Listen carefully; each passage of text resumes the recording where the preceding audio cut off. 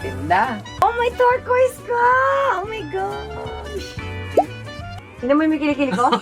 Ano? Ano? Inamoy niya ako. Hindi ka nakita. Pwede bang pakita niyo on? Alam ko na. Pwede ba tingin ang live reaction ng boyfriend Sige, mo? amoy mo ulit. Kasi mo, oh. Sa totoo lang, actually, naging amoy kilikili nga. Actually. Actually, naging amoy kilikili nga. So, wait. Excuse me, hindi ako, oh. Oh, hindi! Itong kamay ko, kasi kumain ako ng yung sour cream. That smells like sour cream. Ba, hindi na. That one. Parang kumis din si sir nung umaba yung nguso niya. See again? Nakikiliti ako.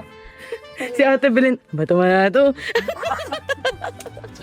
Putok. Baka yung mga damit mo, dinalagahan na may putok. Yeah. Eh, hindi naman ako yung amoy putok. Amoyin mo, Tabelen. Hindi talaga, promise. Oh. Oh.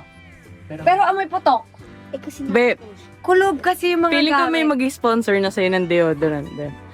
May, mali mo naman, Rexona, Oo nga, guys. Nivea, baka naman. Baka naman, kung hindi, ako na lang gagawa ng sarili kong deodorant. Magbebenta na rin tayo, guys.